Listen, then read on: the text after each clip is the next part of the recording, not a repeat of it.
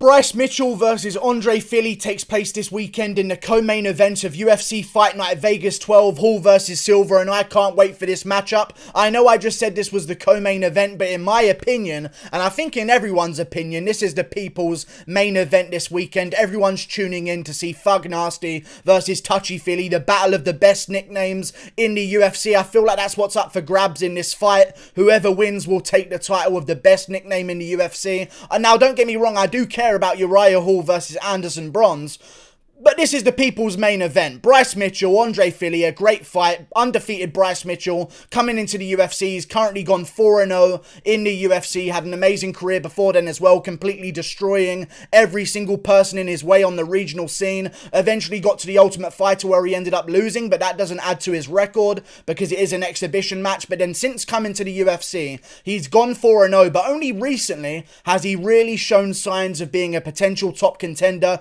His first two fights in the UFC were a little bit iffy, if you remember. Tyler Diamond fight could have gone either way in my opinion. Then he took on Bobby Moffett after that, which was another close fight, but I thought he got the job done. But another close fight that wasn't too impressive if you're looking at a guy to go on and become something massive in a division. But still, Bryce Mitchell got those two fights out of the way, and then he took a 9-month hiatus, built himself into the featherweight division because he thought he was way too small, made himself a much bigger guy for the featherweight division, and then as soon as he came back against Matt Sales, we saw that strength difference. He went out there and completely manhandled Matt Sales, put him in a twister position, earning himself the second ever twister finish in the UFC other than the Korean Zombie. An amazing performance, and I feel like that one against Matt Sales when he got the twister really put him on the map for a lot of MMA fans as like, this is someone we really got to look out for.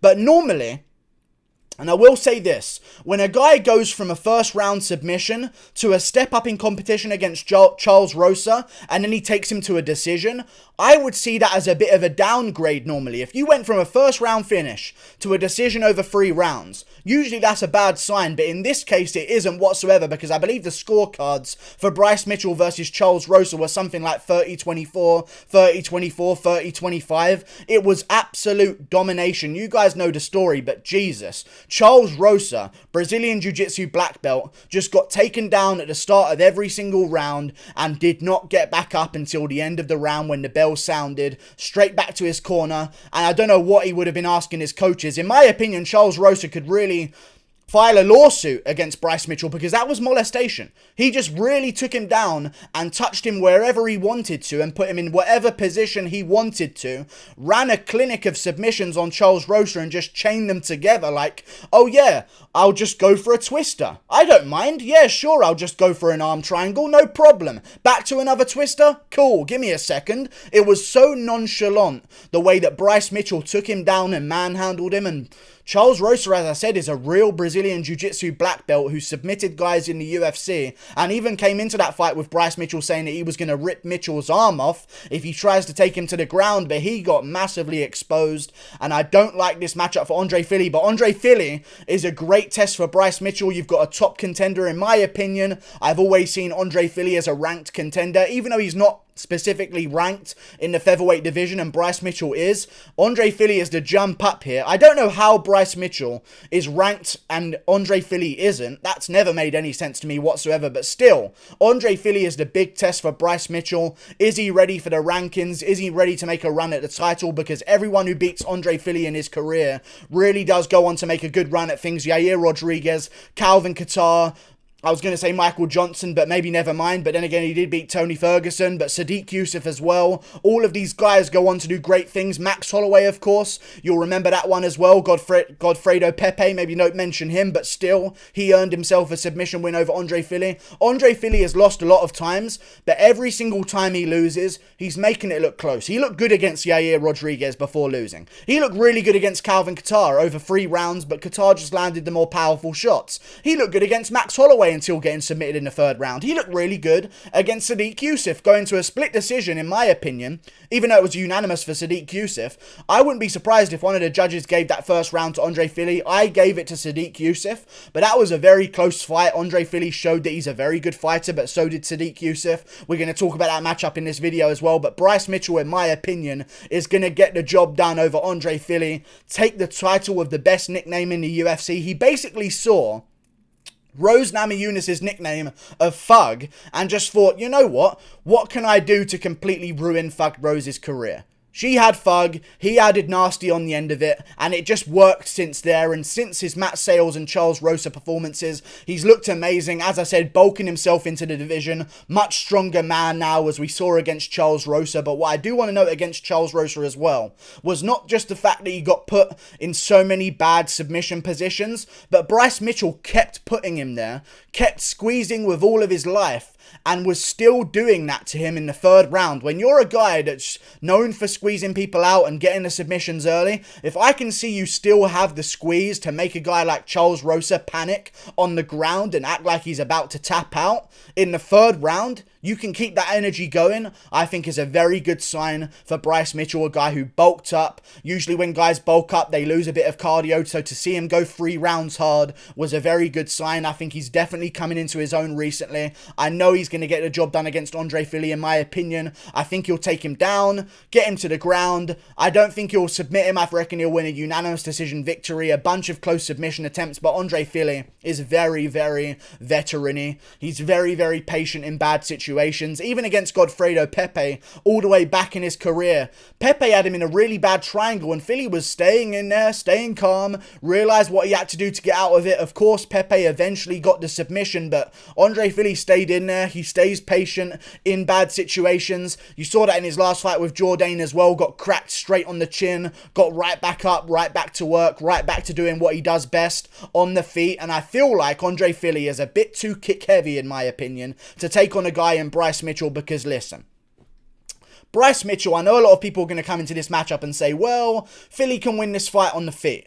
But Bryce Mitchell, something I've noticed about his fights now that I've watched a lot of them back, stays out of boxing range with people perfectly. Andre Fili has a reach advantage here, so maybe that'll come into play, and maybe Mitchell won't be able to keep out of boxing range the way he usually does, but he stays out of boxing range with people to almost force them to kick him. I saw this in the Matt Sales fight, and I especially saw it in the Charles Rosa fight as well. He stays in range, acts like he's about to throw something big, and then he'll dart slightly out of range, making someone throw a kick to even try and land something on him. And as soon as they do, he's blasting straight towards that double leg, getting them straight to the canvas. And in my opinion, Andre Fili does not have the ground game adequate enough to stop Bryce Mitchell from just doing whatever he wants with him. I like Andre Fili, but I've watched a lot of his fights recently. He took Charles Jourdain down a lot of times, and he couldn't really control him. And Charles Jourdain is a guy who's been controlled in his career before by Desmond Green. I know that was upper weight class, but that's Desmond Green. You know what I'm saying? Andre Fili's a dangerous guy, but also in the Sadiq Youssef fight, I know there wasn't an official takedown scored in that Sadiq Youssef fight, so you may be like, why am I even bringing this up? But in the second round, Youssef caught a kick, swept out Andre Fili's leg, and was on top for about 3 or 4 minutes in that round, and I saw him pass to half guard, straight to side control, back into full mount, land some good shots, and if not for Andre Fili circling himself so he can push off the cage, Sadiq Youssef would have still been on top of him that round. If Youssef can do that to you, with his plan B, Youssef's a striker only usually, and he fell back on his wrestling just to get a round win against Fili because he felt like engaging on the ground. If you can't stop Sadiq Youssef from passing over your guard, I don't think you're going to stop a guy like Bryce Mitchell from passing over it. That's his plan A. That's his bread and butter. He's going to take you down. He's going to get the job done. I think Bryce Mitchell really does smush Andre Fili out for a decision win. I don't think he's going to get the finish. I could maybe see a finish happening, but as I said before, Fili is a veteran. He knows how to survive in there even in bad situations. He knows how to pace himself as well, so maybe if we get into a third round, this could be a little bit interesting, but I just like Bryce Mitchell's strategy. He is not a striker, so he refuses to strike with people. That's what I like. I don't like seeing a jiu-jitsu guy go out there and expect people to shoot on them. I don't think that's a very successful strategy. We see this with Charles Oliveira. I know he's the best guy at doing that type of style.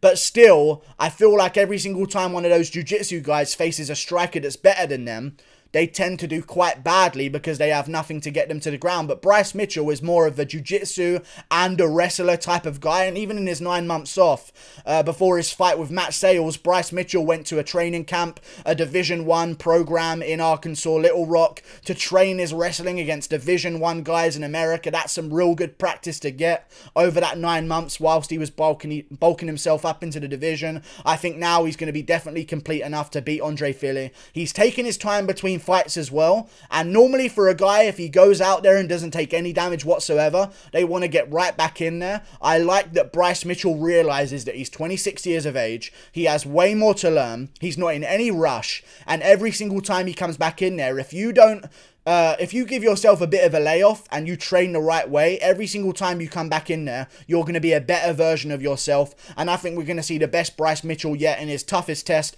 against Andre Fili. As I said before, Mitchell's in the rankings, but in my opinion, Fili's the guy in the rankings and Mitchell's the guy coming up. But still, I think Mitchell's going to get it done. I think he's a justifiable favourite as well. And just Andre Fili against Sodiq Yusuff. Watching that second round and watching how Sodiq Yusuff just passed over into side control, landed big shots, straight into full mount, and Fili just didn't really have the strength to get him off of him. I don't like that sign when you're coming up against Bryce Mitchell. And even as I said in the Charles Jourdain fight, fair enough, he wasn't getting smushed in the ground in any of those fights, but we can tell a lot about your grappling skill overall by how well you can implement your grappling on someone else. Like, you learn all of grappling at the same time. People don't just learn top game when they go to a grappling class. That's just not how it works. Andre Fili, when he was taking guys down in Charles Jourdain, no control. Jourdain gets right back up. Look against Sodiq Yusuff as well. Got a bunch of great takedowns. Yusuff right back up. That tells me that maybe his grappling is not as strong as he thinks it is. And I know he said in an interview that Bryce Mitchell has not faced a grappler at his level whatsoever. That's what Charles Rosa said before the the crime scene that was Mitchell versus Rosa. I mean, it was just tormental. It was just, I don't even know if that's a word, but it was torture. It really was. He was talking to him on the ground, saying, "Oh, that shit you talked." It was such a good fight to watch him chain between submissions so nonchalantly. I'm going to have to go with Bryce Mitchell here, getting the job done against Andre Fili. It's a great matchup, though. A really good matchup, and I'm looking forward to it. And Fili is a very dangerous man on the feet.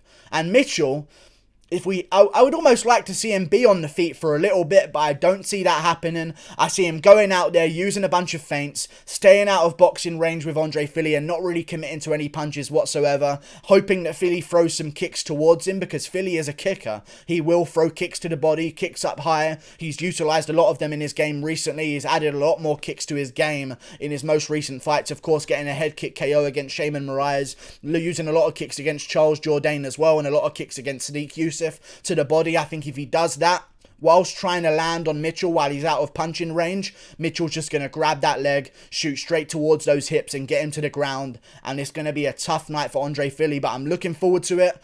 I just think that after that performance against Charles Rosa, it's very difficult to bet against Bryce Mitchell here. Very, very difficult for me. And I know that Andre Fili is a good underdog here. I'm still going to go with Bryce Mitchell, because even in that fight, I just don't see it happening, guys.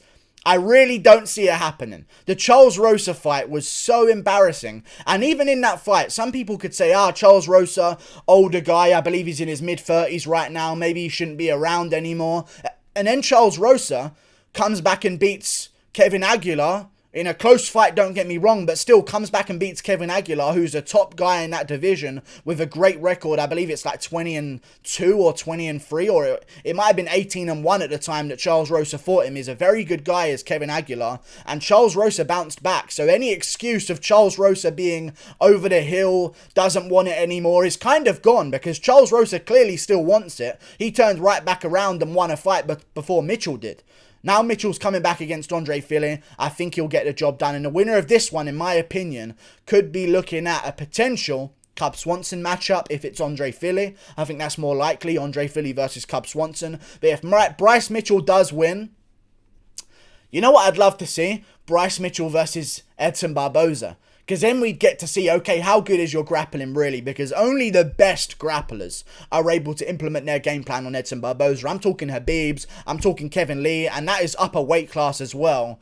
And I think if Bryce Mitchell could take down Edson Barboza, we'd be really looking at a top championship level fighter. But Barboza seems like he wants to fight up the rankings. But if Bryce Mitchell does win this one, there's always the Sadiq Youssef fight, who had to pull out of a match with Edson Barboza. Maybe we can match Mitchell up with Youssef. That would be a great one. I know the UFC doesn't like to cancel out two young up-and-comers, but still, any fight in the rankings at featherweight makes sense for Bryce Mitchell after he wins this one. There's a lot of guys looking for their jump up the rankings, but a lot of them are going to have to realise real soon only a few of them are going to get that jump up the rankings, and the other ones are going to realise that they've got to take on a young, hungry up-and-comer. And if Bryce Mitchell gets this win against Fili, he's putting himself in a great position to potentially be the comeback fight. Listen, Jeremy Stephens just pulled out of a fight of Arnold Allen. If Mitchell wins in dominant enough fashion, why not do him versus Arnold Allen? Arnold Allen's ranked in the top 10. That would be a good jump up the rankings. Maybe we just push back Arnold Allen's fight from November 7th to December.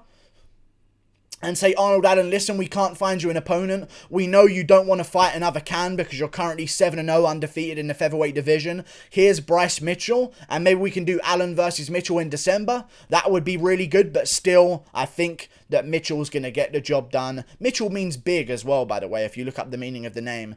He's not a very big guy, but I'm saying he's very, very strong for his size. Okay? And I know on this channel with the Khabib predictions recently, we've been talking a lot about inbred strength. I'm not going to point any fingers, okay?